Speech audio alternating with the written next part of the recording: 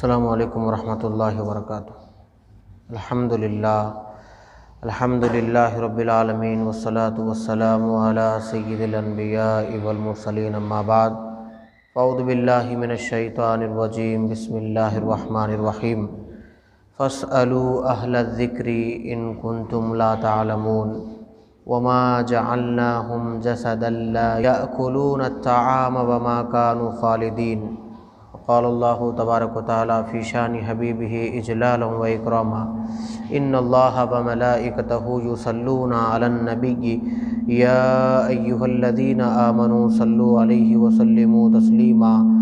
अल्लाहुम्मा सल्लि अला सय्यिदिना हबीबिना मौलाना मुहम्मद व अला आलिहि व सहबिहि अफ़ज़ल सलावातिका व अदद मालूमातिका बारिक व सल्लिम। अज़ीज़ान मोहतरम, अल्लाह सुब्हानहु व तआला का बहुत बड़ा एहसान है, फ़ज़ल व करम है कि अल्लाह रब्बुल इज़्ज़त ने हमको नबी मुकर्रम ताजदार हरम अहमद मुज्तबा मोहम्मद मुस्तफ़ा सल्लल्लाहु अलैहि वसल्लम की उम्मत बाबरकत में पैदा फरमाया है। गुज़श्ता दर्स कुरान में आप हज़रात के सामने कहा गया था कि फ़स्अलू अहलज़ ज़िक्रि इन कुंतुम ला तअलमून।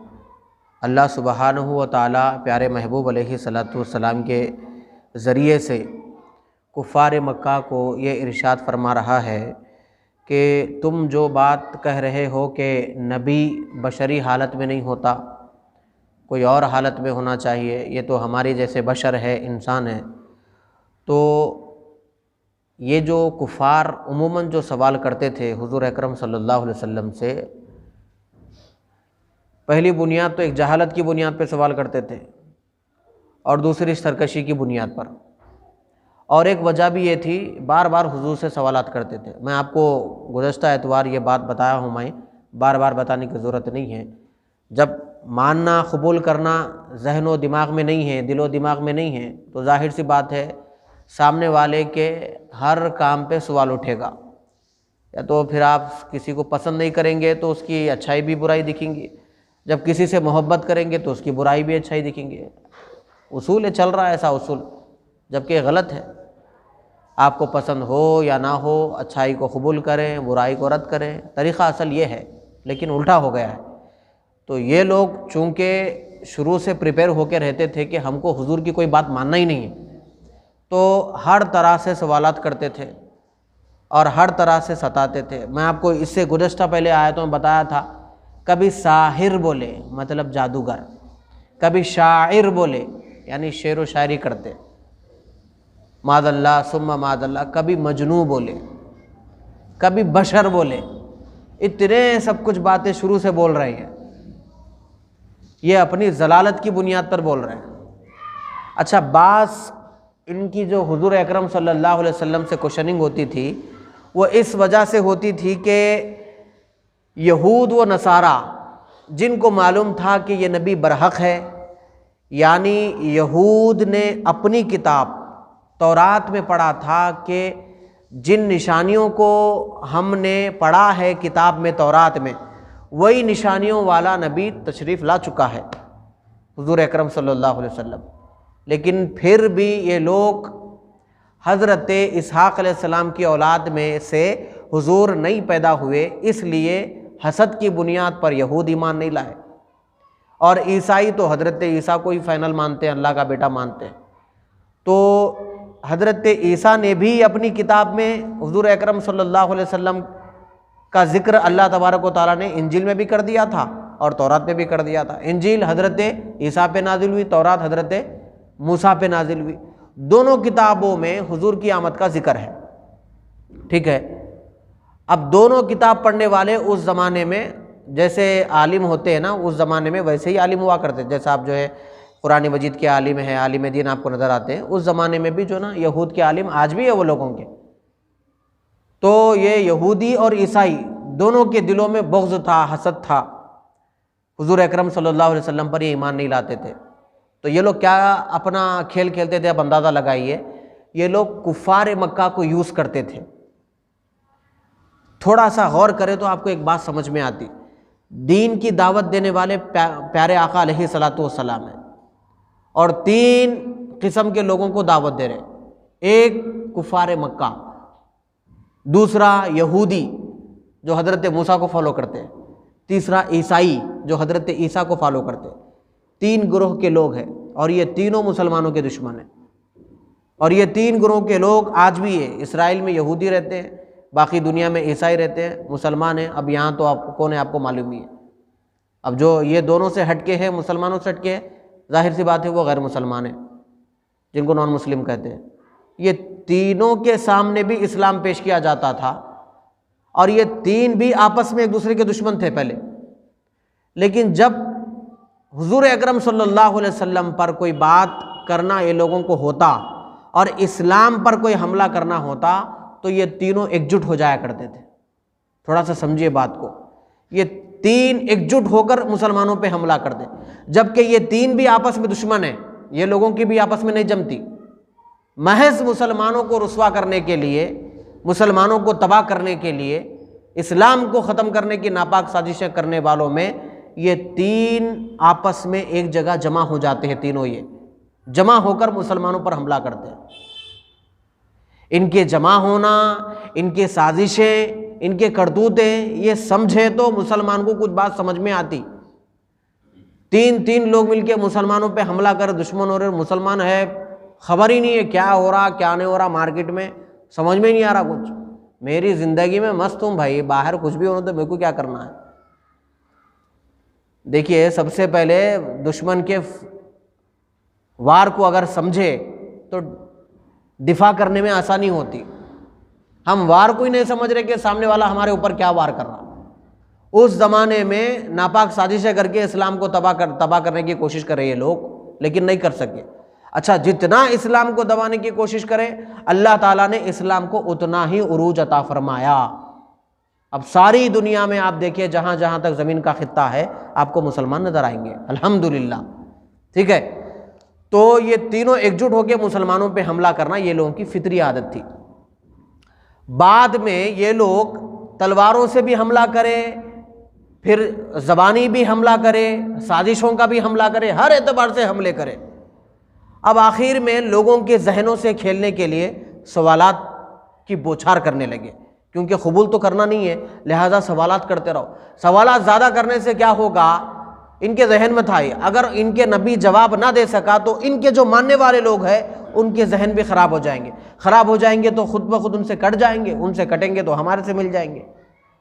तो ये लोग क्या करते थे, यहूदी और ईसाई कुफ़ार मक्का, कुरैश मक्का को बुलाते थे, बुला के तुम्हारे नबी से ये सवाल करो।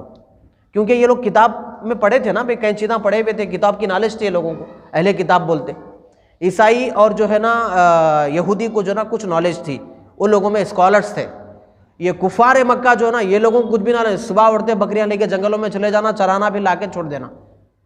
ज़्यादा कोई पढ़ा, क्योंकि अरब में कोई पढ़ने का करने का कोई कल्चर नहीं था, कोई आम लोग थे। जंगलों में चरवाहों के जैसे जो ना ले जाना है, चराना है, लाके छोड़ देना।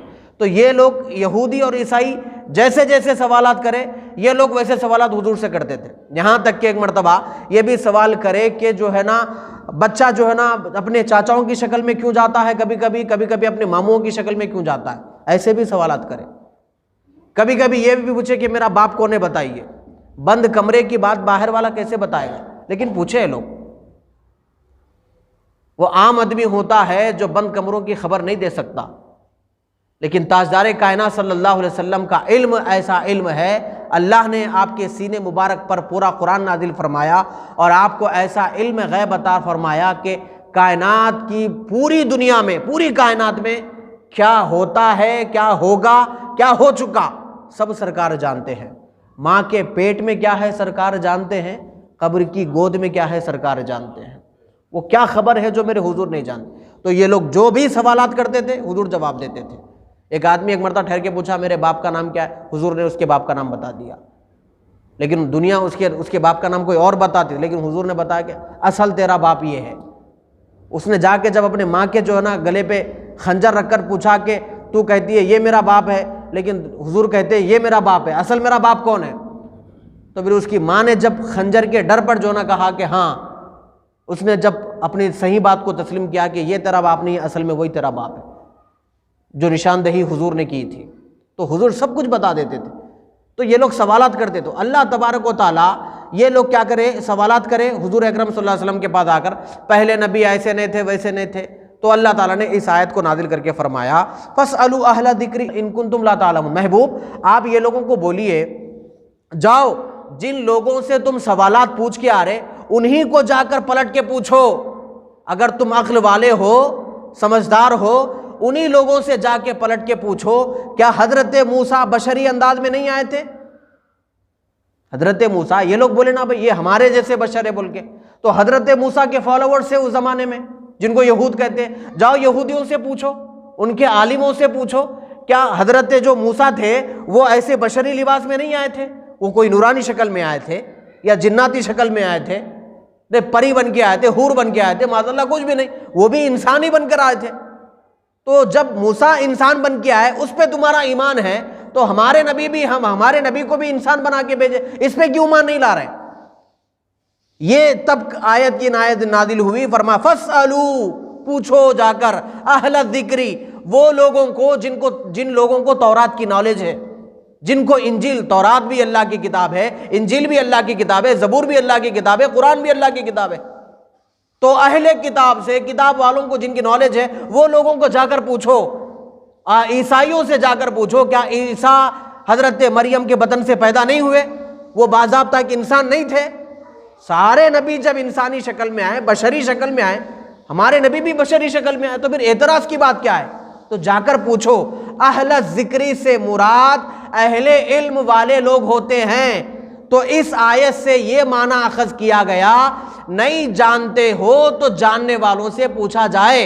इसी जानने के लिए ही सोशल मीडिया का इस्तेमाल किस तरह किया जाए मैंने आपको लास्ट इतवार में सराहतन बता दिया था।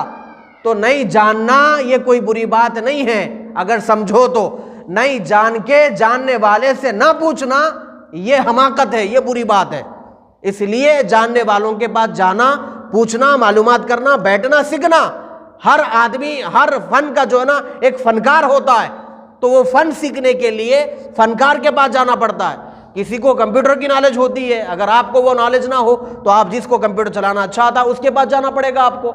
कोई कारपेंटर में अच्छा माहिर होता है, वो उस्ताद होता है, तो उसकी शागिर्दी इख्तियार करना पड़ेगा। कोई पेंटिंग करता है, किसी को उसकी शागिर्दी कर, कोई तलवार चलाता है, किसी को उसकी शागिर्दी पर इख्तियार करना पड़ता है। इसी तरह ये भी एक फ़न है, इल्म है, ये हुनर है।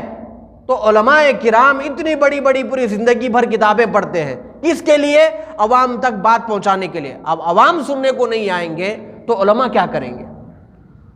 ये उस ज़माने के, पहले ज़माने के लोग नबियों की कदर ना करें, अल्लाह ने अजाब को भेजा। इस ज़माने के, उस ज़माने के लोग मुसलमान नहीं थे, नबी को तो मानते ही नहीं थे, नबियों को माज़अल्लाह कत्ल करते थे उल्टा। तो क्या करा? अल्लाह अजाब भेजा नहीं कद्र करने की वजह से। आज मुसलमान तो हो गए, इस्लाम तो फैल गया, लेकिन उलमा की कदर नहीं है। बात सुनने वाला कोई नहीं है, सुनाने वाला हाजिर है, पिलाने वाला हाजिर है, पीने वाला कोई नहीं है। जब कोई पिएगा नहीं तो फिर चढ़ेगा कैसा, समझेगा कैसा? जब कोई सुनेगा नहीं तो उसको इस्लाम कैसे मालूम होगा? अहादीस रसूलुल्लाह कैसे मालूम होंगे? भाई आपका मशगला दिन भर का अलग है, हमारा मशगला दिन भर का अलग है। आप कोई कारोबार करते हैं, बिजनेस में आने, आपको नहीं पता होता कौन सी आयत क्यों नाजिल हुई, कब नाजिल हुई, क्या बोल रहा क्या नहीं बोल रहा। इसीलिए उलमा कहते हैं हर आदमी के ऊपर फ़र्द है वो कम से कम इतना सीख जाए कि नमाज के वाजिबात क्या है, वज़ू के जो है ना सुनन क्या है, मुस्तहब्बात क्या है, फ़राइज़ क्या है, रोज़े के बारे में, हज के बारे में, ज़कात के बारे में, और सबसे ज़्यादा हलाल व हराम के बारे में हर बंदे पे लाजिम है कि कम से कम इतनी नॉलेज हासिल कर ले। मिनिमम बताया जा रहा है, मैक्सिमम तो अनलिमिट है, आप जितनी चाहे हासिल कर सकते हैं इल्म। कम से कम एक एक बंदे को यह मालूम होना हलाल क्या है, हराम क्या है। कि ऐसा ना हो जो मैं खा रहा हूं वो हराम हो और मुझे पता ही नहीं है। गुनाह क्या है, गुनाह है अजीम क्या है, बड़ा गुनाह क्या है, कम से कम इतनी नॉलेज होना चाहिए। इतनी नॉलेज के लिए कम से कम अगर कुरान पढ़ने अगर आ गया देखकर, उसका तर्जमा उसके नीचे उर्दू है, उर्दू तो कई लोगों को नहीं आती मेरे भाई, सीख लेना चाहिए। चलिए इंग्लिश आती है आपको, इंग्लिश में भी तर्जुमा है। मलयालम आती, मलयालम में तर्जुमा है। 18 लैंग्वेज है हिंदुस्तान के अंदर, पूरे लैंग्वेज में तर्जुमा है। तर्जुमा लेकर पढ़ना, आयत पढ़ना ऊपर, उसका नीचे तर्जुमा पढ़ना, तो क्या समझ में आता? हाँ अल्लाह हमसे ये बोल रहा है। समझ में आती बात उसको दिलो दिमाग में बिठाना, उस पर अमल करना, फिर अमल करके चुप नहीं बैठना, दूसरों तक पहुंचाना। मैंने ये पढ़ा था, मैं भी आपको ये बात बता रहा हूं। अल्लाह मुझे भी अमल की तौफीक अता फरमाए, आपको भी अमल की तौफीक। तो जब तक वो अमल करेगा आपको उसका सवाब मिलेगा, वो जाके तीसरे को बोलेगा, तीसरा जाके चौथे को बोलेगा। बहरहाल इल्म हासिल करना हल तलबुल इल्म फरीदतन, हर बंदे पे इल्म हासिल करना फर्ज है। बड़े होने के बाद इल्म अगर हासिल करने का मौका नहीं मिल रहा है, ऐसे दर्स कुरान बेहतरीन जरिया है। बड़े होने के बाद ये बात अगर समझ में आ रही है, वाकई में यार हमारे माँ बाप बचपन में हमारे पीछे बहुत मेहनत करे, बेटा जाओ मस्जिद को जाकर कुरान पढ़ो, मस्जिद में जाके दर्स में बैठो, मस्जिद में जो ना अरबी पढ़ाई जा रही है बच्चों को जाके पढ़ो। हम उस जमाने में नहीं पढ़े, कितनी बड़ी नादानी थी। आज देखो हम इतने बड़े हो गए, दाढ़ी हो गए, हमारे दाढ़ी आ गई, हमारे बच्चे हैं, हमारी शादी हो गई, कारोबार सब है, लेकिन दुनिया की दौलत तो मैं कमा लिया, लेकिन अल्लाह के कलाम को लेकर कभी मैं पढ़ नहीं सकता। यार ये भी कोई जिंदगी है? अगर ऐसी नदामत महसूस हो रही है तो फिर अभी भी कोई वक्त नहीं गया है। फौरी कुरान ले बैठे, पढ़े, अल्लाह के कलाम में पढ़कर गौर करें, आंखों से आंसू बहाए। अल्लाह तबारक व तआला गुनाहों को माफ करने के लिए तैयार है, उसकी रहमत। और हम जो गलती करें वो हमारे बच्चों के साथ वो गलती ना हो, तो क्या करें? जहां जहां दीनी तालीम दी जा रही है वहां बच्चों को भेजना चाहिए, ताकि ये बच्चे आज बच्चों की शक्ल में आ रहे। एक जमाने में हम भी बच्चे थे जब हम एक जो ना कायदा पकड़ लेके मस्जिद को जाते थे, लेकिन आज क्या हुआ? हम कायदा पढ़े, कुरान पढ़े, तफसीर पढ़े, आज आपको बोलने के काबिल हो गए, अगरचे के टूटे फूटे अंदाज में बोल रहे हैं। हम दो चार बातें आपको बोल लेते हैं। हम भी एक जमाने में ऐसे ही किताब पकड़ के मस्जिद को जाते थे, उस्ताद के पास बैठकर बैठे पढ़े, हम हमारे बड़े बिठाए, हम बैठे। तो आप बड़े हैं, आपके बच्चों को बिठाना आपकी जिम्मेदारी है। मस्जिद में तालीम हो रही है, यहाँ 10 बच्चे बैठे हुए हैं, वहां देखो वीडियो गेम चल रहा, तो वहां 50 बच्चे बैठे हुए। स्कूल को बराबर 8:30 बजे जो ना असेंबली में हाजिरी लगा रहे, और यहाँ जो है ना मदरसे की तालीम रात में शुरू हो रही 7:30 से 7:30 से 8:30 तक। बच्चा आप भेज रहे बच्चे को 8 बजे, मदरसा है ना, मस्जिद वाले पढ़ा रहे, तनख्वाह कमेटी वाले दे रहे। वहाँ प्रिंसिपल हमारे को एक दिन देर करे तो फ़ोन करके आप आइए, इमीडिएट आपसे मुलाकात करना है मेरे को, यहाँ आके बैठिए। आप ऐसा एवरी मंथ जो है ना फीस देर करे तो हम आपके बच्चों को कैसा पढ़ाएंगे? अम्मा जी हाँ, क्या भाई ऐसा कैसा देर कर सकते? नहीं मेरा कारोबार नहीं चला। वो सब नहीं सुना ना हमारे, कारोबार नहीं चला, घर नहीं चला। आपका बच्चा यहाँ पढ़ने आ रहा है, एवरी मंथ आप फीस जो है ना पे कर देना। अच्छा ये मंथली फीस पे करे आप, टर्म फीस तो पे नहीं करे आप, फिर एक नया डालते हो। टर्म फीस बोलने के बाद फिर बोलते वो क्या कि 3 महीने का एग्जाम है, क्वार्टरली, हाफ ईयरली, वो एग्जामों की तो फीस दिए नहीं आप। और आपके बच्चे का जूता पुराना हो गया, आपको कुछ जो ना जूता नया दिलाना। हमारे स्कूल में ऐसा रूल्स नहीं मानते साहब, ये पुराने जूते पहन नया जूता दिलाई, नया भी पैसे नहीं, पैसे से नहीं बोलना। हमारे पास भी जूते रखे हुए हैं मार्केट से, अच्छे जूते यहाँ से लेके जा सकते हैं आप। फिर ड्रेस जरा भी कहीं फटा हुआ है, पुराना हो गया, वो पुराना लास्ट ईयर का ड्रेस है वो, अब ये नया ड्रेस खरीदना पड़ता है आपको। वो बैग आपके बच्चे का फटका नहीं आ रहा, हमारे पास नोटबुक हम भी प्रोवाइड कर रहे हैं, नोटबुक भी लीजिए। तो उसके टाई से लेके, बेल्ट से लेके, जी जूते को बनने का जो ना स्लेस से लेके, हर चीज से लेके दूल्हा बना के भेजते बच्चे को। बहुत अच्छी बात है, भेजिए, पढ़ाइए। और जब मदरसे की बात आती जो है ना, मस्जिद वाले पैसे दे रहे इमाम साहब को, हम कमेटी वाले हमारे को तो नहीं पूछे, फ्री की पढ़ाई, माल है मुफ्त, दिल है बेरहम। वहां 700 बच्चे जा रहे हैं, यहाँ 7 लोग नहीं आ रहे। जिसको असल में संवारना था, सजाना था, उसको निखारना था, वो असल तालीम तो यहाँ 1 घंटे में दी जा रही थी। जो कब्र की तालीम है, कब्र की तालीम के लिए 1 घंटा है, दुनिया की तालीम के लिए 8 घंटे है। इसका मतलब हरगिज ये ना निकाले कि जो है ना बड़ी तालीम आप जो है ना छोड़ के जो ना, मतलब जो है ना जितनी तालीमात है वो छोड़ दीजिए, सिर्फ यही पढ़ते बैठिए। मैं कभी ऐसे जो ना इनडायरेक्टली बातें नहीं करता हूं। मैं आपको ये बोल रहा हूं, आप स्कूल भी जाएं, वो भी पढ़े, ये भी पढ़े, दो भी पढ़े, लेकिन ज्यादा हक पढ़ने का ये है, इसको ज्यादा पढ़े, ताकि हमारे कब्र के उजाले हमको नसीब हो, दिल हमारा गंदा ना हो। वमा जअल्नाहुम जसदन ला याकुलून अत्तआमा वमा कानू खालिदीन। सवालों की दुनिया चल रही ना ये लोगों की, यहूदी ये लोगों से सवाल करा रहे और ये लोग जाके पूछ रहे। अच्छा, ये लोग सवाल पे सवाल करते, क्या बोले? पहले हमारे जैसा बशर है बोले, उसके बाद बोले कि जो ना बशर है बोल के बोले हमारी तरह खाते, हमारी तरह पीते, हमारी तरह खाना, हमारी तरह पीना, हमारी तरह चलना, हमारी तरह शादी करना। अरे हम कैसा मान सकते हैं ऐसे नबी को? सब हमारी तरह चल रहा है। ये बदबख्तों को ये बताने के लिए नबी उनकी तरह खाता है, तुम ऐसे खाते हो, हम ऐसा खाते हैं। तुम खाना खाते हो तो उसकी कोई इज्जत नहीं करते, हम खाना खाते हो तो बाज़ाबता दस्तरखान के भी उसूल मेरे मुस्तफ़ा ने बताए हैं कि दस्तरखान कैसा बिछाया जाए, दस्तरखान पर दाने भी गिरे हों तो उसको उठाकर कैसे खाया जाए, ये उसूल मेरे मुस्तफ़ा ने बताया है।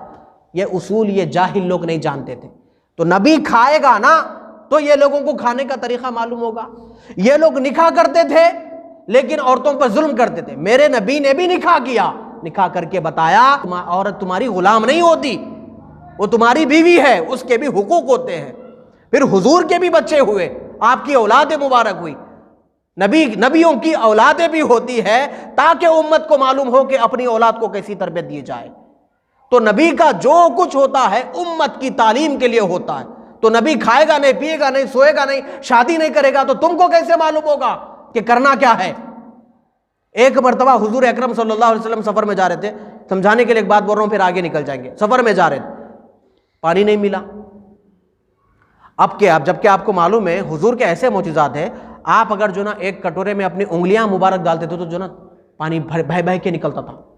कई 100 सहाबा पानी पी लेते थे और हुजूर जो मांगे अल्लाह वो अता करता। तो हुजूर दुआ करते तो आसमान से बारिश हो जाती। उधर नमाज का वक्त हो रहा, पानी नहीं मिल रहा, सहाबा परेशान है, भाई पानी नहीं मिल रहा, नमाज का वक्त करीब आ रहा, क्या किया जाए। उस वक्त हुजूर अकरम सल्लल्लाहु अलैहि वसल्लम तयम्मुम फरमाया। अगर हुजूर तयम्मुम ना करते, अगर हुजूर चाहते तो पानी का इंतजाम कर देते थे, एक ठोकर मारते तो जमीन से चश्मे निकल जाते थे। हजरत इस्माइल के ठोकर से चश्मे निकल सकते, तो इस्माइल को भी नबूवत मिली है तो मुस्तफ़ा के सदक़े में मिली है। तो हुजूर अगर ठोकर मारते तो चश्मे नहीं निकलते थे, लेकिन नहीं, हुजूर भी जो है ना पानी नहीं भी है तो आपने वेट किया, इंतजार किया। आखिर में जब वक्त ज्यादा होने लगा तो आपने तयम्मुम फरमाया बिइज़्निल्लाह, अल्लाह के हुक्म से। तो हुजूर तयम्मुम फरमाए तो आज के हर मरीज का मसला हल हो गया। वरना आगे चल के ऐसा ना हो कि दुनिया में ऐसी ऐसी बीमारियां पकड़े कि इस्लाम डॉक्टर बोले कि जो ना अगर आपकी बीमारी के हिसाब से आपने अगर बाल्टी में अपना हाथ डाला या आपके जिस्म को पानी लगेगा तो फोड़ा और ख़राब हो जाएगा, सड़ जाएगा, पैर काट के फेंकना पड़ेगा। आप अगर पानी में हाथ डालेंगे तो बुखार ज़्यादा हो जाएगी, लिहाजा पानी यूज़ नहीं कर सकते। तो पानी यूज़ नहीं करने वाला वुज़ू कैसा करेगा, वुज़ू जो नहीं करा हुआ नमाज कैसा पढ़ेगा। तो आगे चल के उम्मत को बहुत बड़ा मसला हो जाता था, नमाज छूट जाती थी बंदे की। तो तयम्मुम करके हर मरीज के लिए, हर उस बंदे के लिए जिसके लिए कई किलोमीटर दूर तक पानी ना मिले, उसके लिए मेरे मुस्तफ़ा ने मसले का हल बताते हुए आपने तयम्मुम करके बीमारों का भी हल बता दिया, मुसाफिरों का भी हल बता दिया।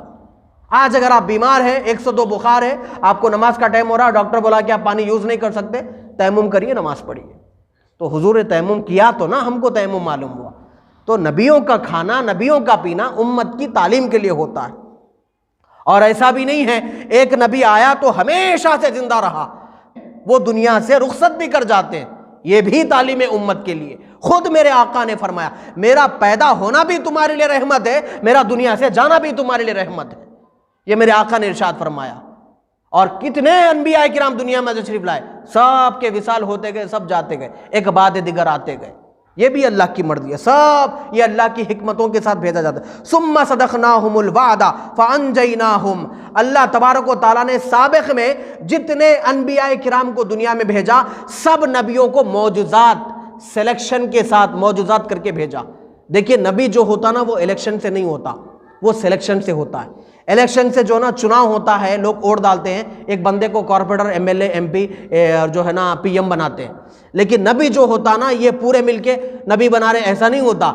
नबी सिलेक्शन से होता, अल्लाह सेलेक्ट करके भेजता है। मुस्तफ़ा को मुस्तफ़ा इसलिए कहते हैं, उसका मतलब है चुना हुआ बंदा, यानी हुजूर को अल्लाह ने सारे लोगों में चुन लिया है, सारे नबियों का सरदार बनाया।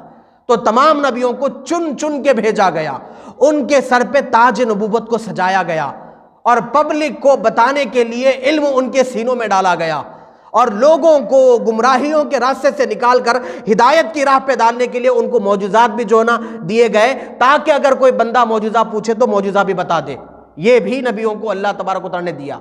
तो अल्लाह ने नबियों से कहा कि तुम जाओ दीन इस्लाम को पहुंचाओ, लोग अगर तुमको मानेंगे तो तुमको मानने की वजह से, हमको मानने की वजह से हम उनको बख्श देंगे, माफ़ कर देंगे, नहीं मानेंगे तो फिर हम उनको सज़ा भी देंगे। तो अनबिया आए अपनी अपनी कौमों के पास, दावत दीन दी, मानने वाले माने, नहीं मानने वाले नहीं माने। नहीं मानने वालों का क्या हुआ देखिए, मानने वालों का ये अल्लाह इरशाद फरमा रहा है, सुम्मा सदक़नाहुमुल वादा, अल्लाह ने जो वादा अनबिया से किया वादा पूरा कर दिया। क्या कर दिया अल्लाह ने उनको, फ़अनजयनाहुम, अल्लाह ने उन्हें कामयाब कर दिया। कोई कश्ती नूह में बैठ के कामयाब हो गया, कोई हजरत मूसा ने समंदर में जो ना बीच में अपना आसा मारा, रास्ता खुल के पार करके चले गए। मूसा अलैहिस्सलाम के मानने वाले लोग जब जा रहे हैं पार करके, जब जो ना आगे निकल गए, पीछे फिरौन खड़ा हुआ था। अरे जब ये लोग जा सकते तो हम भी जा सकते। ये भी अपना लश्कर लेके समंदर में आया। जैसे बीच समंदर में आया, अल्लाह ने जो ना समंदर को हुक्म दिया कि वो आपस में मिल जाए। समंदर मिल गया, पूरी लश्कर जो ना गर्क होके मर गई। फिरौन तो इतना बदनसीब निकला, समंदर को भी हुक्म दिया कि उसको निकाल के फेंक दिया गया उसको। आज भी जो ना इजिप्ट के म्यूजियम में रखी हुई है उसकी लाश। फांजैनाहुम, अल्लाह ने नजात दी। वमन नशाउ, और अल्लाह ताला जिसे चाहता, यानी नबियों को भी नजात अता फरमाता है, नबियों के सदक़े में उम्मत को भी नजात अता फरमाता है। क्यों? ये लोगों ने नबियों को माना, फॉलो किया। फॉलो करने वालों में कामयाबी होती है।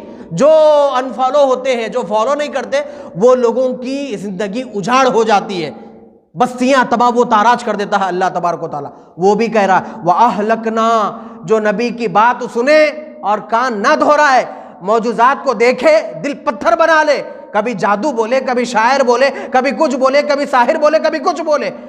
अगर ऐसा ही चलता गया तो एक दिन हमारा अजाब आएगा। व अहलकनल मुसरिफीन, हद से तजावुज करने वालों को हम हलाक कर देंगे, बर्बाद कर देंगे। हजरत नूह अलैहिस्सलाम से लेकर अगर आप ईसा अलैहिस्सलाम तक की नबियों की अगर हिस्ट्री पढ़ेंगे, कई कौमों को दर्दनाक अजाब में मुब्तला कर दिया गया। आपके जहनों में सवाल आ रहा होगा, जब कौम नहीं मानती थी तो अजाब आया, आज भी एक कौम है जो हुजूर को नहीं मानती, कई कौमें हैं जो नहीं मानती, अब अजाब क्यों नहीं आ रहा है? वो दीगर अनबिया थे, उनको नहीं मानने पर अजाब आया। ये मुस्तफ़ा की रहमत है, ये आका की रहमत है कि अल्लाह ने कहा महबूब जब तक आप इनके दरमियान में रहेंगे अब आदाब नहीं भेजेंगे। तो हुजूर 63 साल तक हमारे दरमियान में थे, यानी सहाबा के दरमियान में थे, तो अजाब नहीं आया। फिर हुजूर 63 साल के बाद तो विसाल करके ना भाई, अब तो हुजूर दरमियान में नहीं है, अब अजाब क्यों नहीं आया? इससे मुफस्सिरीन ने अपनी तफसीरों में लिखा, जब तक आप इनके दरमियान में हैं अजाब नहीं आएगा।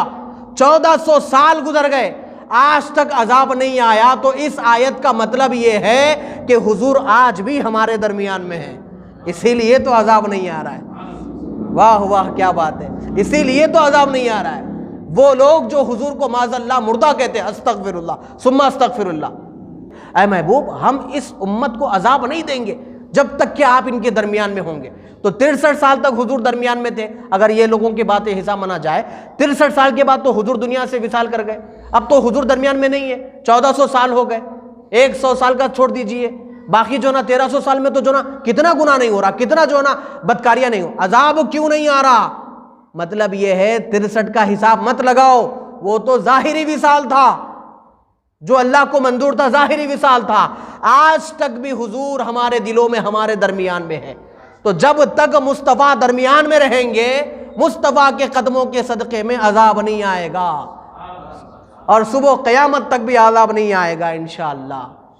ये मेरे आका अलैहिस्सलातु वस्सलाम की नालन पाक का सदक़ा है।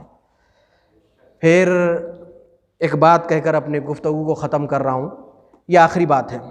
लक़द अनज़लना इलैकुम किताबम फ़ीही ज़िक्रुकुम, अल्लाह ताला कुफ़ार मक्का को कह रहा है कि तुम कैसे लोग हो, हमने कुरान को नाजिल फरमाया तुम्हारे लिए किताब की शक्ल में, व ज़िक्रुकुम, तुम्हारा जिक्र है उसके अंदर।